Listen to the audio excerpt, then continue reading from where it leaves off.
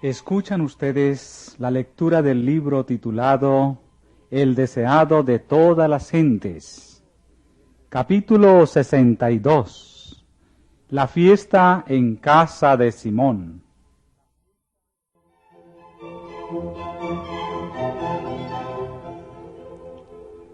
Simón de Betania era considerado discípulo de Jesús. Era uno de los pocos fariseos que se habían unido abiertamente a los seguidores de Cristo. Reconocía a Jesús como maestro y esperaba que fuese el Mesías, pero no le había aceptado como Salvador. Su carácter no había sido transformado, sus principios no habían cambiado.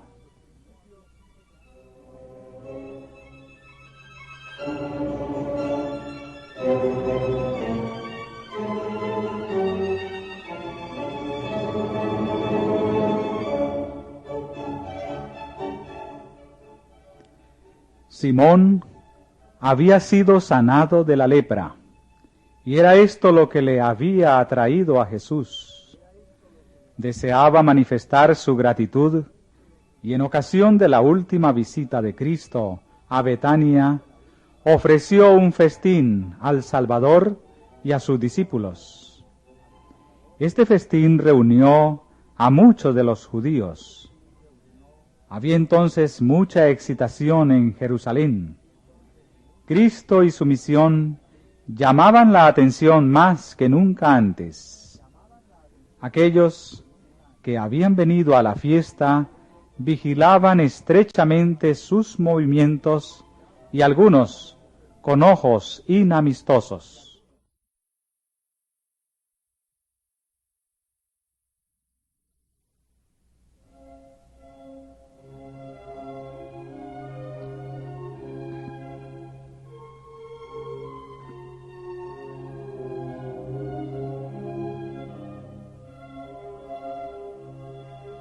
El Salvador había llegado a Betania solamente 6 días antes de la Pascua, y de acuerdo con su costumbre, había buscado descanso en la casa de Lázaro. Los muchos viajeros que iban hacia la ciudad difundieron las noticias de que él estaba en camino a Jerusalén y pasaría el sábado en Betania. Había gran entusiasmo entre las gentes. Muchos se dirigieron a Betania, algunos llevados por la simpatía para con Jesús, y otros por la curiosidad de ver al que había sido resucitado.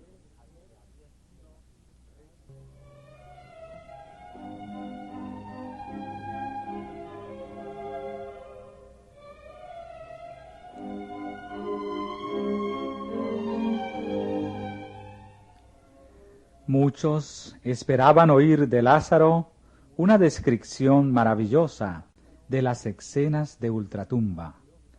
Se sorprendían de que no les dijera nada. Nada tenía él de esta naturaleza que decir. La inspiración declara: los muertos nada saben.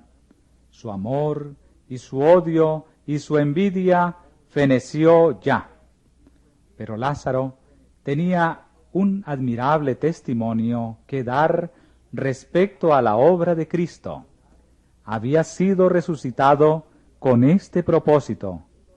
Con certeza y poder declaraba que Jesús era el Hijo de Dios.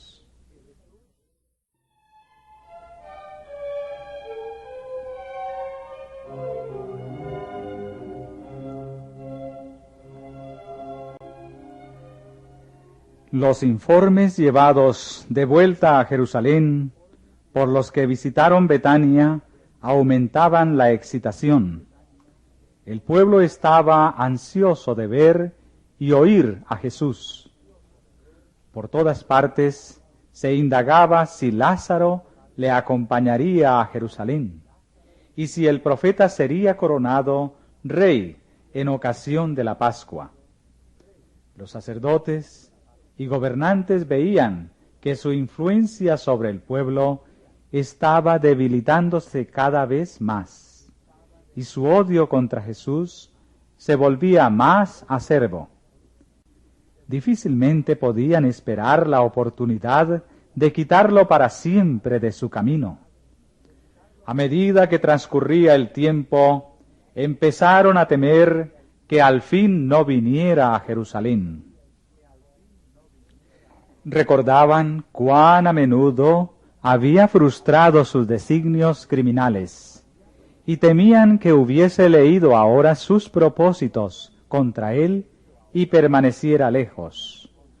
Mal podían ocultar su ansiedad y preguntaban entre sí: ¿qué os parece que no vendrá a la fiesta?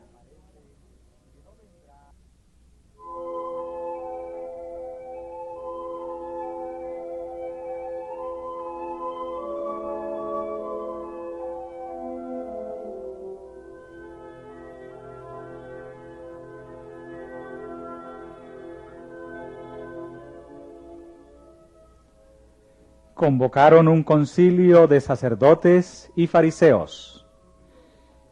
Desde la resurrección de Lázaro, las simpatías del pueblo estaban tan plenamente con Cristo que sería peligroso apoderarse de él abiertamente. Así que las autoridades determinaron prenderle secretamente y llevarle al tribunal tan calladamente como fuera posible. Esperaban que cuando su condena se conociese, la voluble corriente de la opinión pública se pondría en favor de ellos.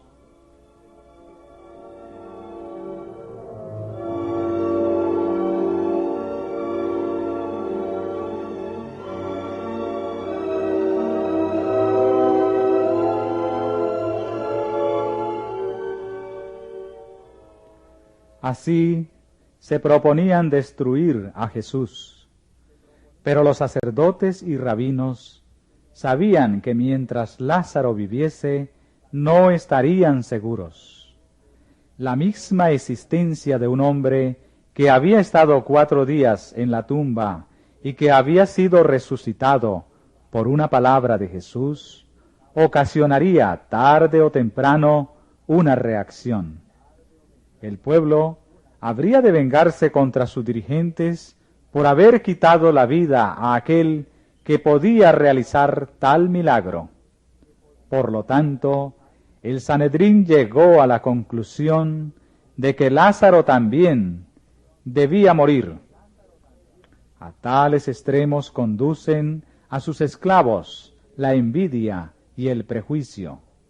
El odio y la incredulidad de los dirigentes judíos habían crecido hasta disponerlos a quitar la vida a quien el poder infinito había rescatado del sepulcro.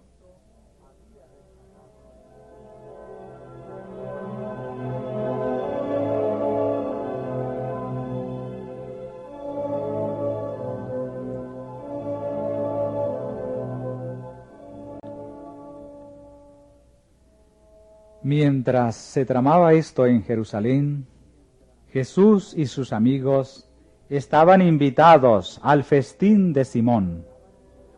A un lado del Salvador estaba sentado a la mesa Simón, a quien él había curado de una enfermedad repugnante, y al otro lado Lázaro, a quien había resucitado. Marta servía, pero María escuchaba fervientemente cada palabra que salía de los labios de Jesús. En su misericordia, Jesús había perdonado sus pecados, había llamado de la tumba a su amado hermano, y el corazón de María estaba lleno de gratitud. Ella había oído hablar a Jesús de su próxima muerte, y en su profundo amor y tristeza había anhelado honrarle. A costa de gran sacrificio personal, había adquirido un vaso de alabastro, de nardo líquido de mucho precio, para ungir su cuerpo. Pero muchos declaraban ahora que él estaba a punto de ser coronado rey. Su pena se convirtió en gozo y ansiaba ser la primera en honrar a su Señor. Quebrando el vaso de ungüento, derramó su contenido sobre la cabeza y los pies de Jesús, y llorando, postrada, le humedecía los pies con sus lágrimas, y se los secaba con su larga y flotante cabellera.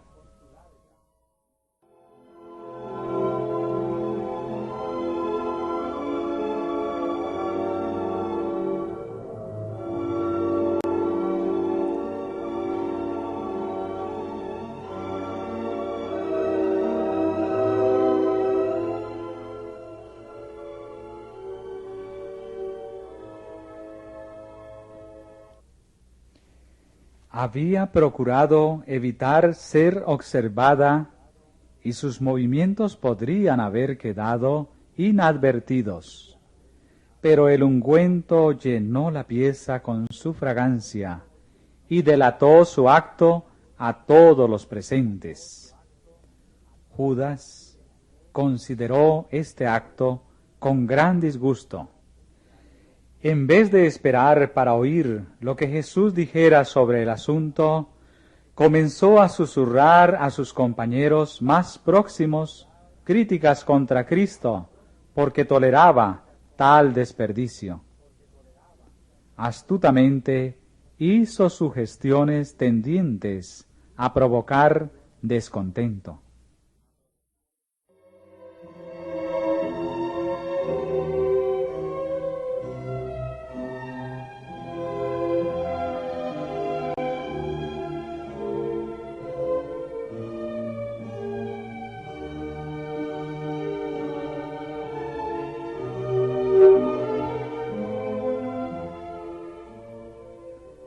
Judas era el tesorero de los discípulos, y de su pequeño depósito había extraído secretamente para su propio uso, reduciendo así sus recursos a una escasa pitanza.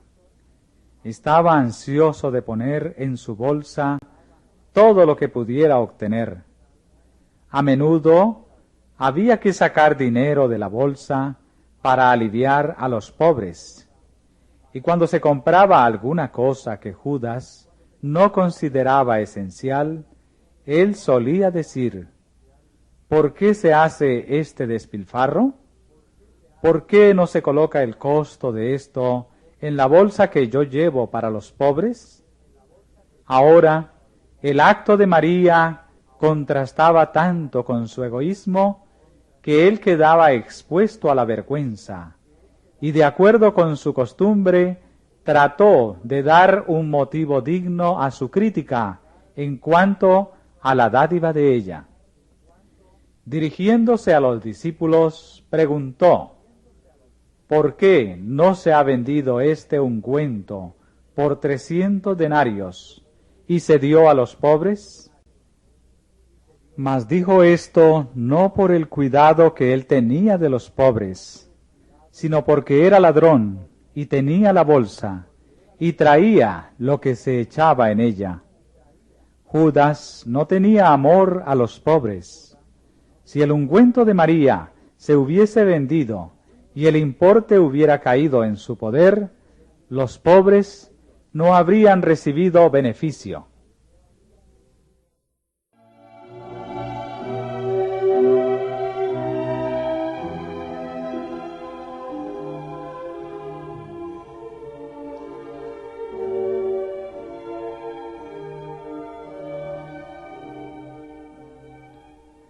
Judas tenía un elevado concepto de su propia capacidad administrativa. Se consideraba muy superior a sus condiscípulos como hombre de finanzas, y los había inducido a ellos a considerarlo de la misma manera. Había ganado su confianza y tenía gran influencia sobre ellos. La simpatía que profesaba a los pobres los engañaba, y su ártera insinuación los indujo a mirar con desagrado la devoción de María. El murmullo circulló la mesa. ¿Por qué se pierde esto? Porque esto se podía vender por gran precio y darse a los pobres.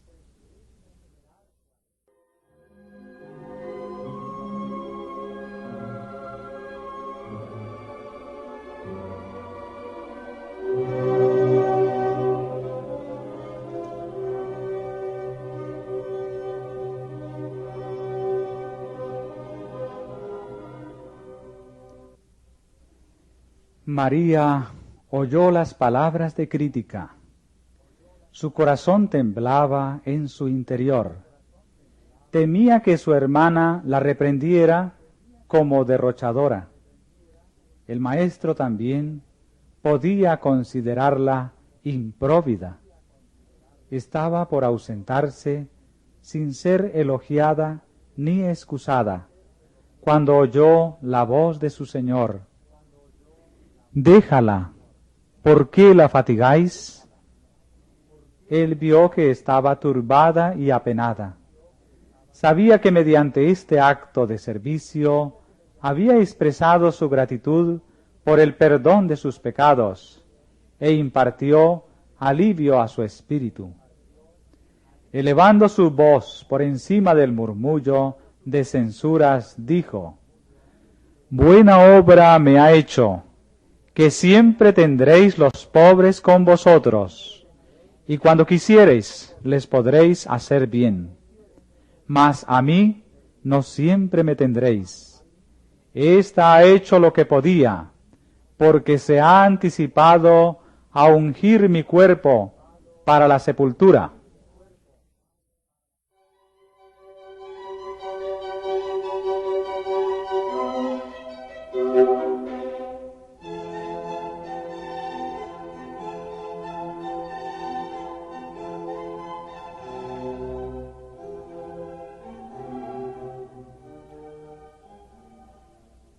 El don fragante que María había pensado prodigar al cuerpo muerto del Salvador, lo derramó sobre él en vida.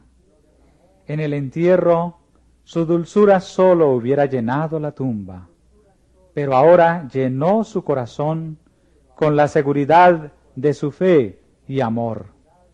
José de Arimatea y Nicodemo no ofrecieron su don de amor a Jesús durante su vida. Con lágrimas amargas trajeron sus costosas especies para su cuerpo rígido e inconsciente. Las mujeres que llevaron sustancias aromáticas a la tumba hallaron que su diligencia era vana, porque él había resucitado. Pero María, al derramar su ofrenda sobre el Salvador, mientras él era consciente de su devoción, le ungió para la sepultura. Y cuando él penetró en las tinieblas de su gran prueba, llevó consigo el recuerdo de aquel acto, anticipo del amor que le tributarían para siempre aquellos que redimiera.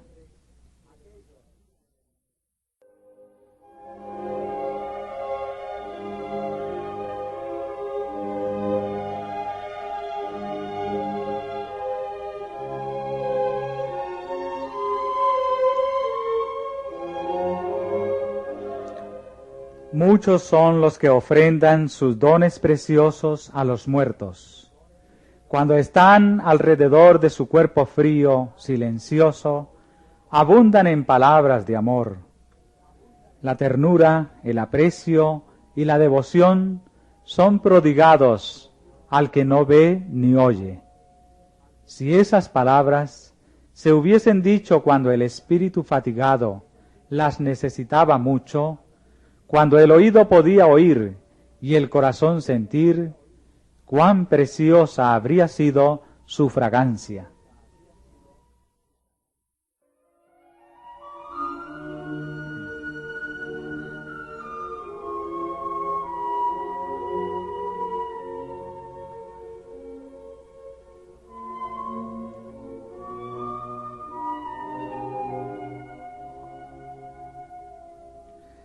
María no conocía el significado pleno de su acto de amor.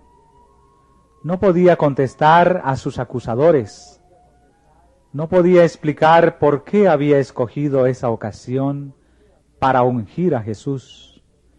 El Espíritu Santo había pensado en lugar suyo, y ella había obedecido sus impulsos. La inspiración no se humilla a dar explicaciones. Una asistencia invisible habla a la mente y al alma, y mueve el corazón a la acción. Es su propia justificación.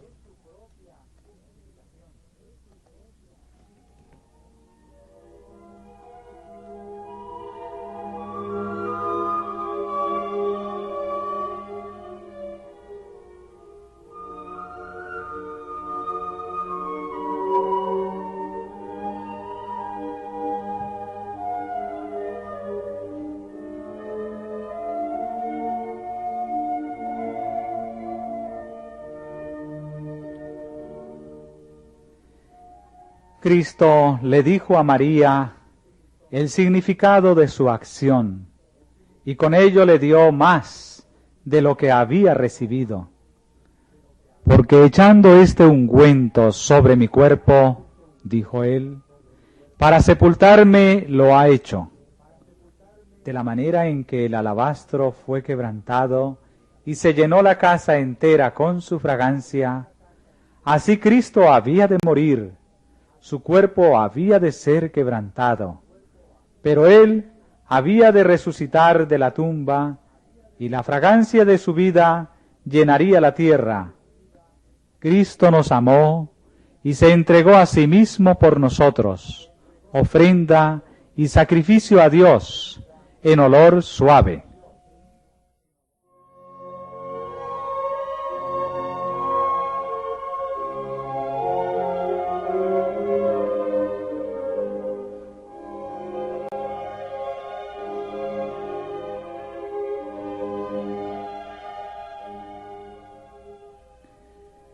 De cierto os digo, declaró Cristo, que dondequiera que este Evangelio fuere predicado en todo el mundo, también será dicho para memoria de ella lo que ésta ha hecho.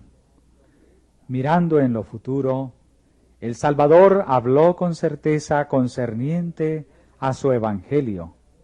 Iba a predicarse en todo el mundo, y hasta donde el Evangelio se extendiese, el don de María exhalaría su fragancia y los corazones serían bendecidos por su acción espontánea. Se levantarían y caerían los reinos. Los nombres de los monarcas y conquistadores serían olvidados, pero la acción de esta mujer sería inmortalizada en las páginas de la historia sagrada. Hasta que el tiempo no fuera más, aquel vaso de alabastro contaría la historia del abundante amor de Dios para con la especie caída.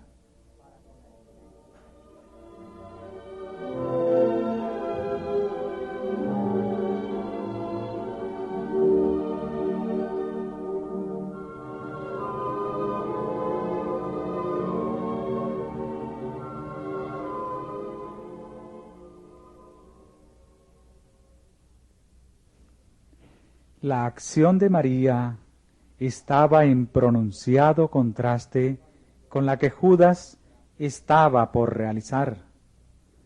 Cuán terminante lección pudiera haberle dado Cristo a aquel que había sembrado la semilla de la crítica y los malos pensamientos en la mente de los discípulos.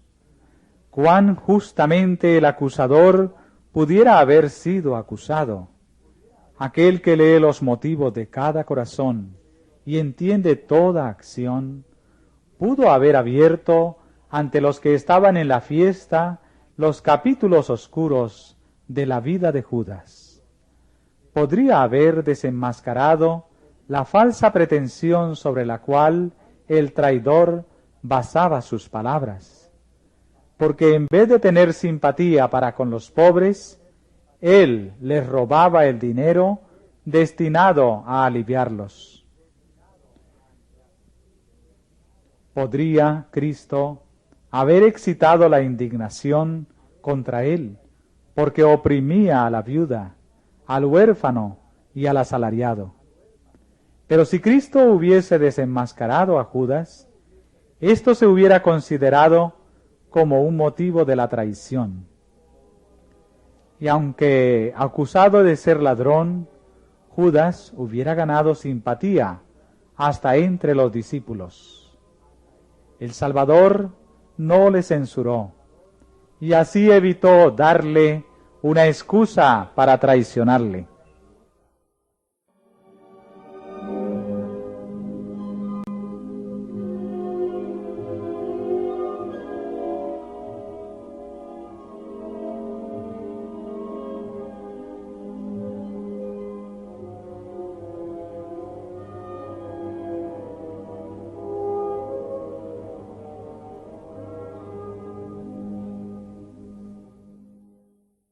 Pero la mirada que Jesús dirigió a Judas le convenció de que el Salvador discernía su hipocresía y leía su carácter vil y despreciable. Al elogiar la acción de María, que había sido tan severamente condenada, Cristo había censurado a Judas. Antes de eso, nunca le había hecho el Salvador un reproche directo. Ahora, la reprensión había provocado resentimiento en su corazón y resolvió vengarse. De la cena fue directamente al palacio del sumo sacerdote, donde estaba reunido el concilio, y ofreció entregar a Jesús en sus manos.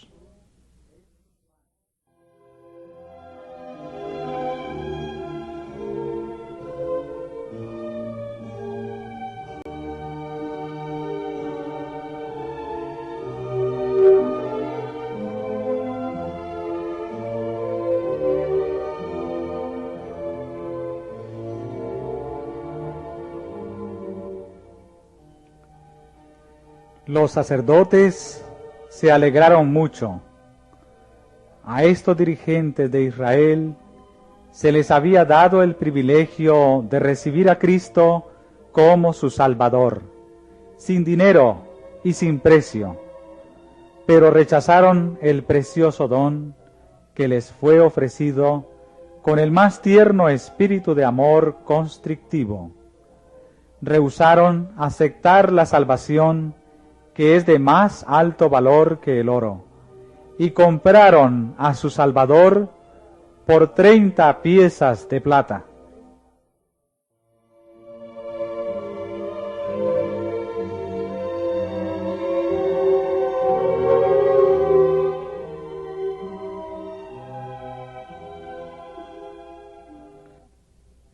Judas se había entregado a la avaricia hasta que ésta había subyugado todo buen rasgo de su carácter.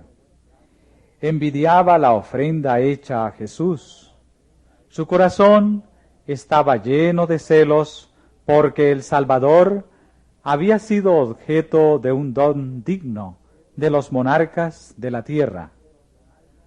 Por una cantidad muy inferior a la que costaba el vaso de ungüento, entregó a su Señor.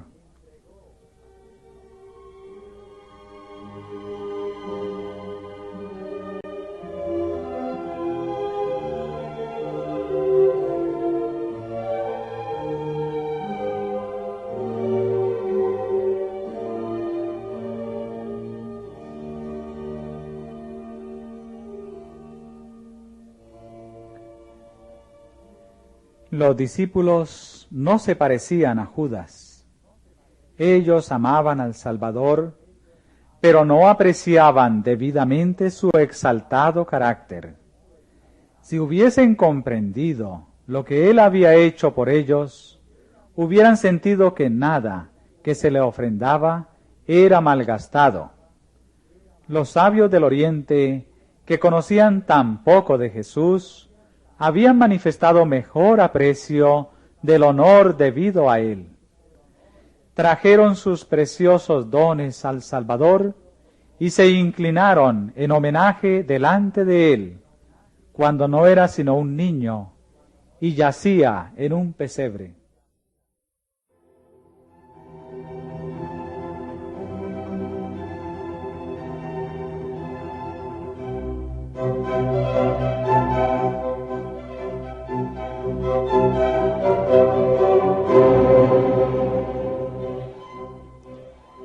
Cristo apreciaba los actos de cortesía que brotaban del corazón. Cuando alguien le hacía un favor, lo bendecía con cortesía celestial. No rechazaba la flor más sencilla, arrancada por la mano de un niño que se la ofrecía con amor. Aceptaba las ofrendas de los niños, bendecía a los donantes e inscribía sus nombres en el libro de la vida. En las Escrituras se menciona el ungimiento de Jesús por María para distinguirla de las otras Marías. Los actos de amor y reverencia para con Jesús son una evidencia de la fe en Él como Hijo de Dios. Y el Espíritu Santo menciona como evidencia de la lealtad de una mujer a Cristo: si ha lavado los pies de los santos, si ha socorrido a los afligidos, si ha seguido toda buena obra.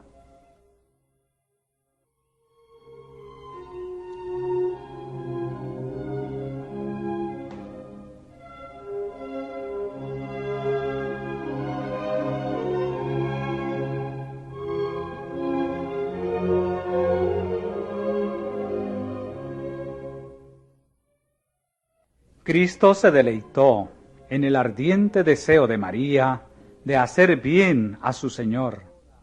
Aceptó la abundancia del afecto puro, mientras que sus discípulos no lo comprendieron ni quisieron comprenderlo.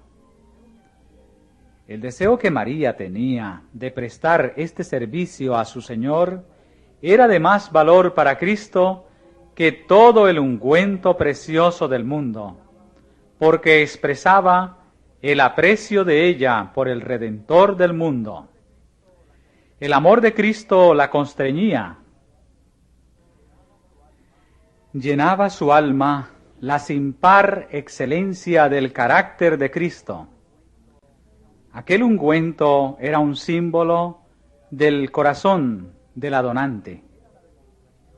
Era la demostración exterior de un amor alimentado por las corrientes celestiales hasta que desbordaba.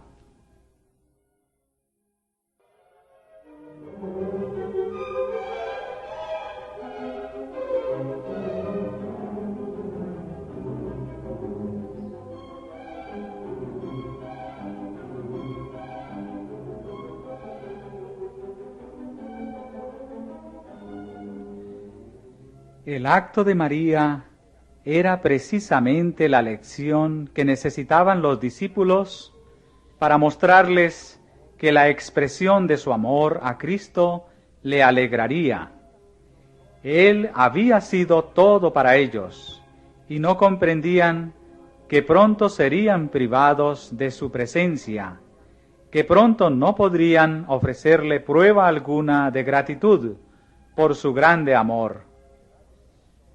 La soledad de Cristo, separado de las cortes celestiales, viviendo la vida de los seres humanos, nunca fue comprendida ni apreciada por sus discípulos como debiera haberlo sido.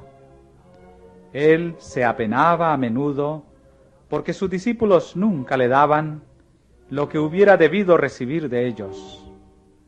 Sabía que si hubiesen estado bajo la influencia de los ángeles celestiales que le acompañaban, ellos también hubieran pensado que ninguna ofrenda era de suficiente valor para manifestar el afecto espiritual del corazón.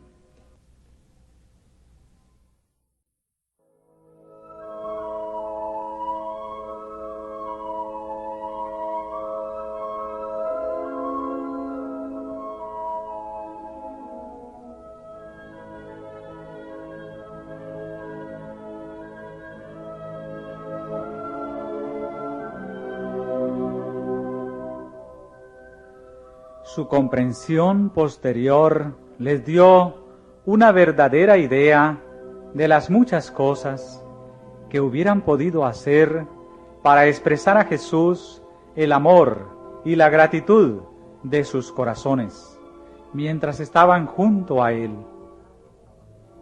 Cuando ya no estaba con ellos y se sintieron en verdad como ovejas sin pastor, empezaron a ver cómo hubieran podido hacerle atenciones que hubieran infundido alegría a su corazón. Ya no cargaron de reproches a María, sino a sí mismos. Oh, si hubiesen podido recoger sus censuras, su presentación del pobre como más digno del don que Cristo. Sintieron el reproche agudamente cuando quitaron de la cruz el cuerpo magullado de su Señor.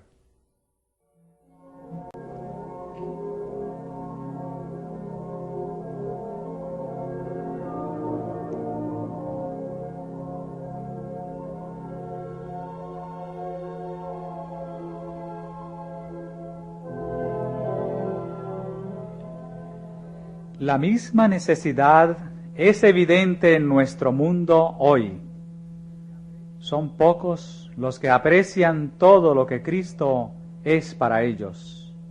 Si lo hicieran, expresarían el gran amor de María, ofrendarían libremente el ungüento y no lo considerarían un derroche.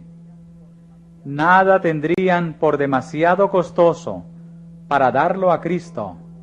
Ningún acto de abnegación o sacrificio personal les parecería demasiado grande para soportarlo por amor a Él.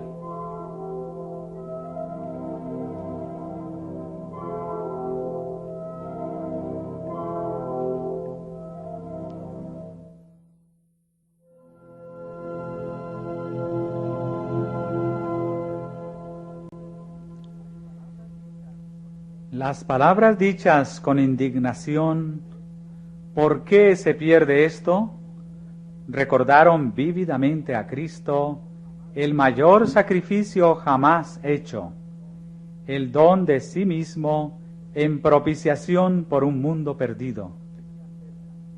El Señor quería ser tan generoso con su familia humana que no pudiera decirse que Él habría podido hacer más. En el don de Jesús, Dios dio el cielo entero. Desde el punto de vista humano, tal sacrificio era un derroche desenfrenado. Para el raciocinio humano, todo el plan de la salvación es un derroche de mercedes y recursos. Podemos ver abnegación y sacrificio sincero en todas partes.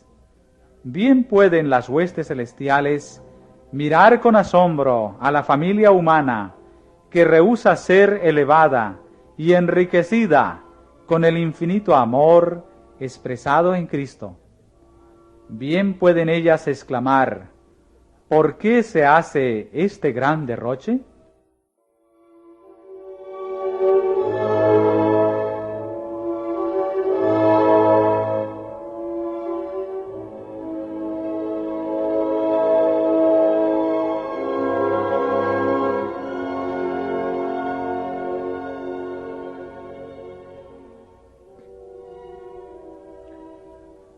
Pero la propiciación para un mundo perdido había de ser plena, abundante y completa.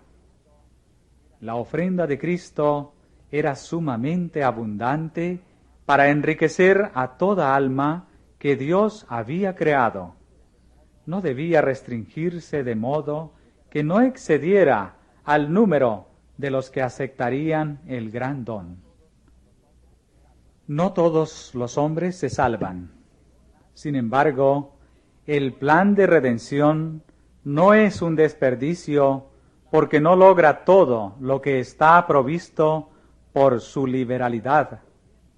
Debía haber suficiente y sobrar.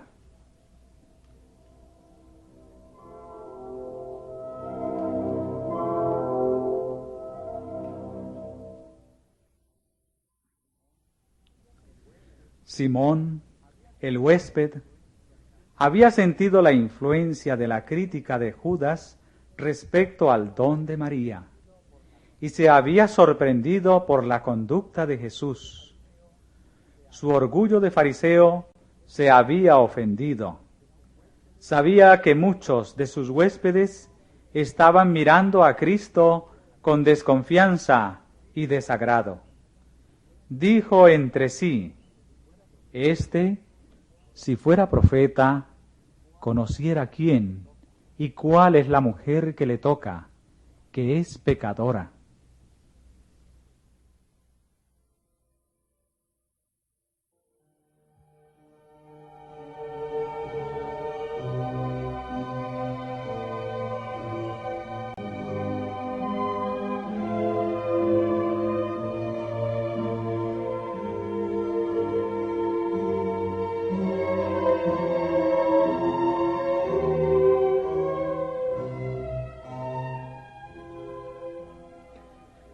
Al curarlo a Simón de la lepra, Cristo lo había salvado de una muerte viviente.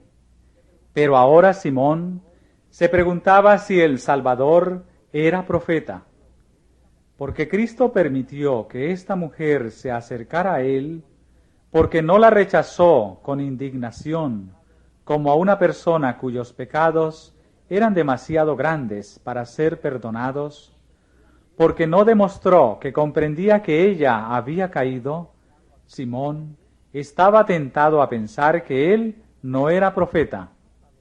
Jesús no sabe nada en cuanto a esta mujer que es tan liberal en sus demostraciones, pensaba él. De lo contrario, no permitiría que le tocase.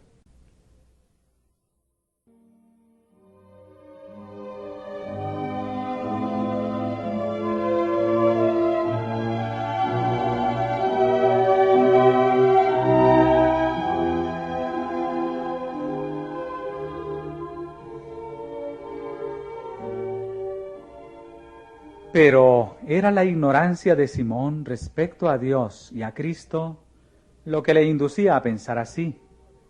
No comprendía que el Hijo de Dios debía actuar como Dios, con compasión, ternura y misericordia. El plan de Simón consistía en no prestar atención al servicio de penitencia de María. El acto de ella de besar los pies de Cristo y ungirlos con ungüento era exasperante para su duro corazón, y pensó que si Cristo era profeta, debería reconocer a los pecadores y rechazarlos.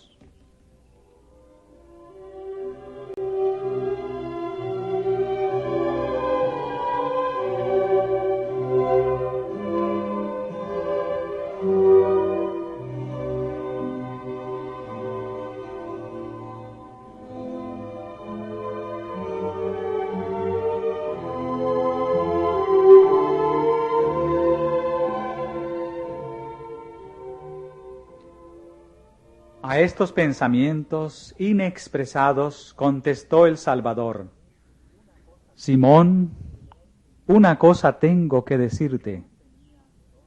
Un acreedor tenía 2 deudores.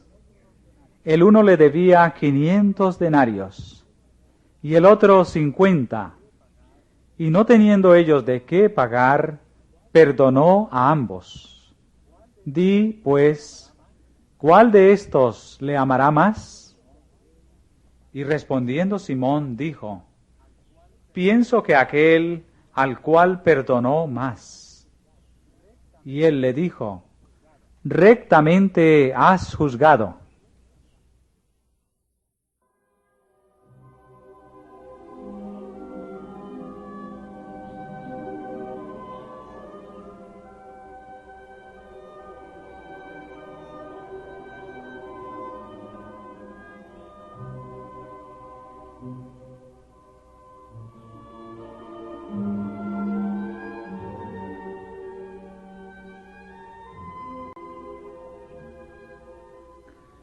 Como Natán con David, Cristo ocultó el objeto de su ataque bajo el velo de una parábola. Cargó a su huésped con la responsabilidad de pronunciar sentencia contra sí mismo. Simón había arrastrado al pecado a la mujer a quien ahora despreciaba. Ella había sido muy perjudicada por él. Por los dos deudores de la parábola estaban representados Simón y la mujer. Jesús no se propuso enseñar qué grado de obligación debían sentir las dos personas, porque cada una tenía una deuda de gratitud que nunca podrían pagar. Pero Simón se sentía más justo que María, y Jesús deseaba que viese cuán grande era realmente su culpa. Deseaba mostrarle que su pecado superaba al de María en la medida en que la deuda de 500 denarios excedía a la de 50.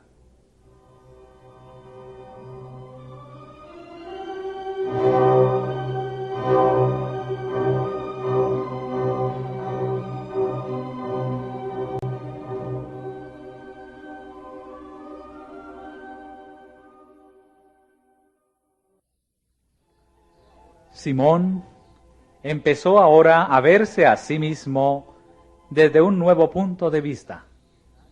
Vio cómo era considerada María por quien era más que profeta. Vio que, con penetrante ojo profético, Cristo había leído el corazón de amor y devoción de ella. Sobrecogido de vergüenza, comprendió que estaba en la presencia de uno que era superior a él.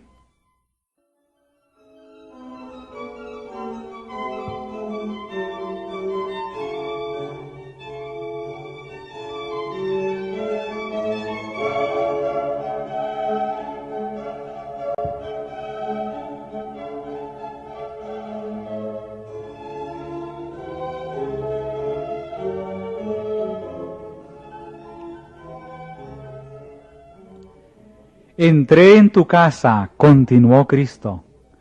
No me diste agua para mis pies, pero con lágrimas de arrepentimiento, impulsada por el amor, María ha lavado mis pies y los ha secado con su cabellera. No me diste beso, mas esta, que tú desprecias, desde que entré no ha cesado de besar mis pies.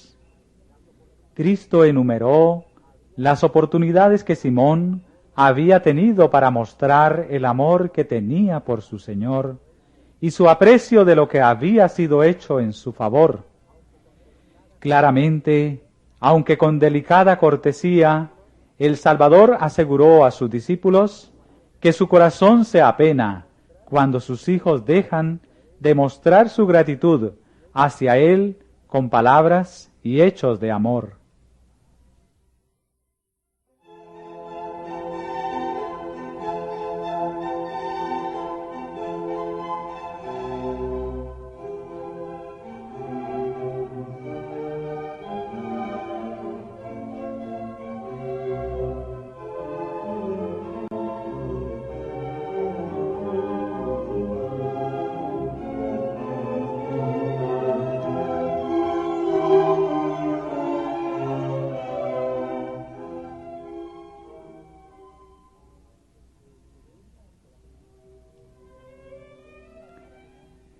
El que escudriña el corazón leyó el motivo que impulsó la acción de María y vio también el espíritu que inspiró las palabras de Simón. ¿Ves esta mujer?, le dijo él. Es una pecadora, por lo cual te digo que sus muchos pecados son perdonados, porque amó mucho. Mas al que se perdona poco, poco ama.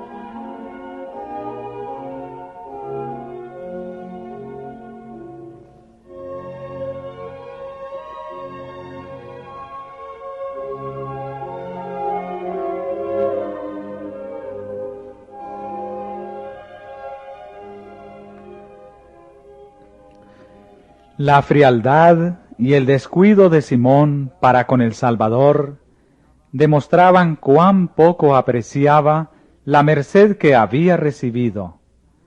Pensaba que honraba a Jesús invitándole a su casa, pero ahora se vio a sí mismo como era en realidad. Mientras pensaba estar leyendo a su huésped estaba leyéndolo a él.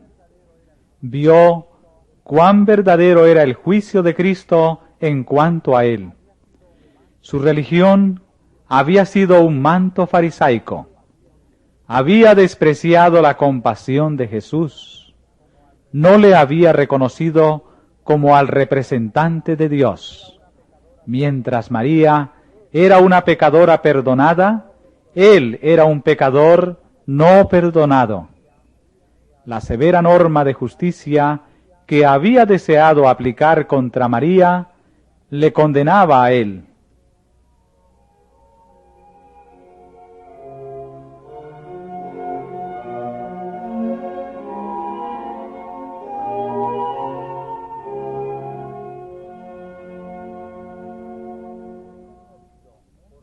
Simón fue conmovido por la bondad de Jesús al no censurarle abiertamente delante de los huéspedes. Él no había sido tratado como deseaba que María lo fuese. Vio que Jesús no quiso exponer a otros su culpa, sino que, por una correcta exposición del caso, trató de convencer su mente y subyugar su corazón, manifestando benevolencia. Una denuncia severa hubiera endurecido el corazón de Simón contra el arrepentimiento, pero una paciente admonición le convenció de su error. Vio la magnitud de la deuda que tenía para con su Señor. Su orgullo fue humillado, se arrepintió, y el orgulloso fariseo llegó a ser un humilde y abnegado discípulo.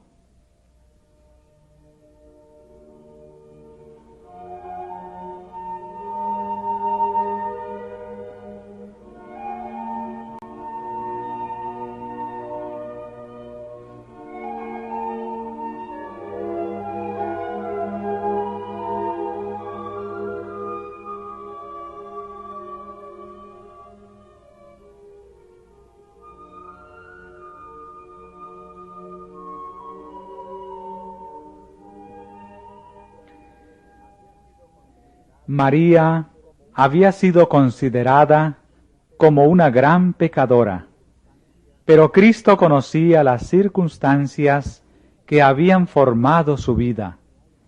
Él hubiera podido extinguir toda chispa de esperanza en su alma, pero no lo hizo. A Él, quien la había librado de la desesperación y la ruina. 7 veces ella había oído la reprensión que Cristo hiciera a los demonios que dirigían su corazón y mente. Había oído su intenso clamor al Padre en su favor. Sabía cuán ofensivo es el pecado para su inmaculada pureza, y con su poder ella había vencido.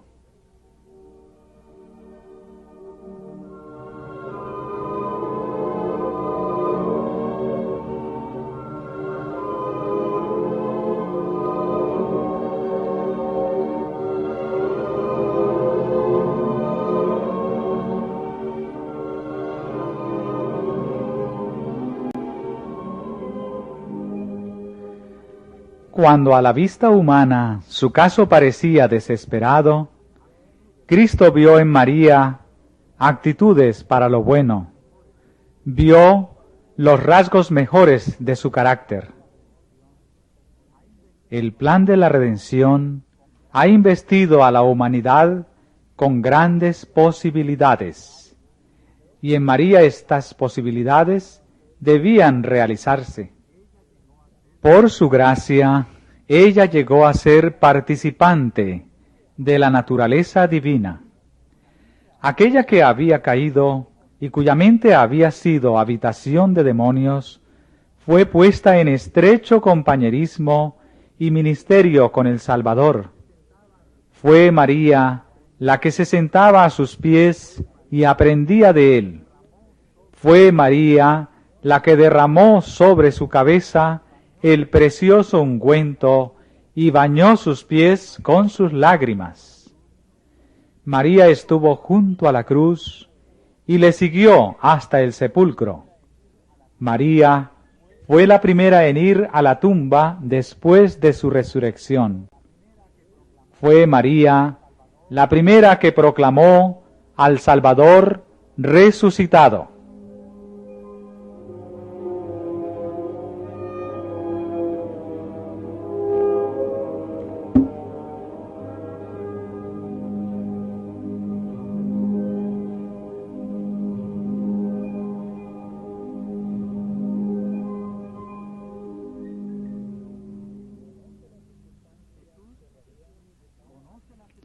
Jesús conoce las circunstancias que rodean a cada alma.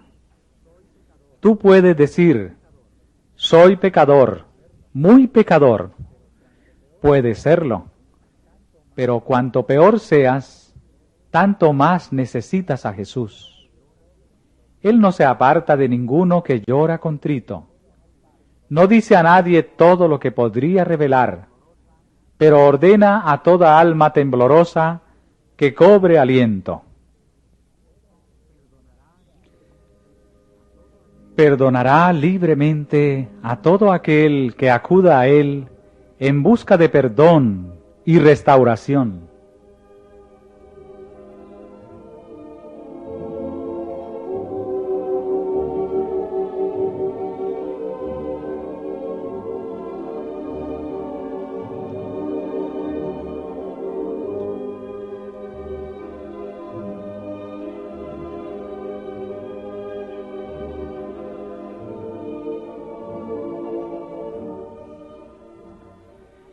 Cristo podría encargar a los ángeles del cielo que derramen las redomas de su ira sobre nuestro mundo para destruir a aquellos que están llenos de odio contra Dios. Podría limpiar este negro borrón de su universo, pero no lo hace. Él está ahora junto al altar del incienso, presentando las oraciones de aquellos que desean su ayuda.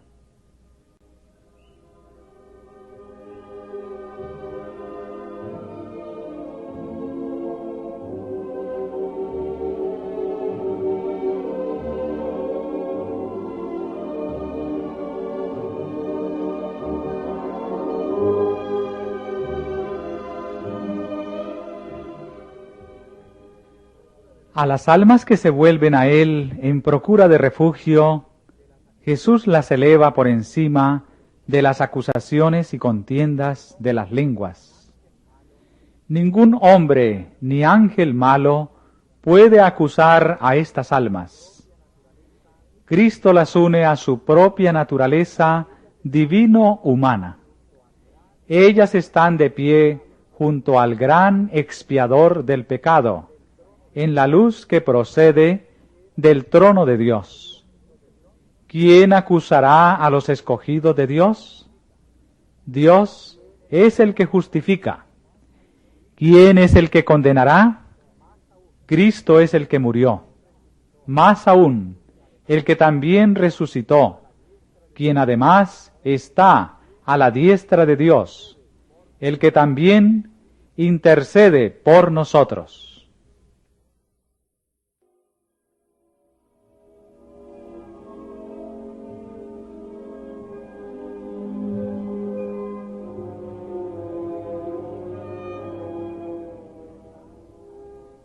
Este capítulo está basado en los Evangelios según San Mateo, capítulo 26, versículos 6 hasta el 13, y San Marcos 14,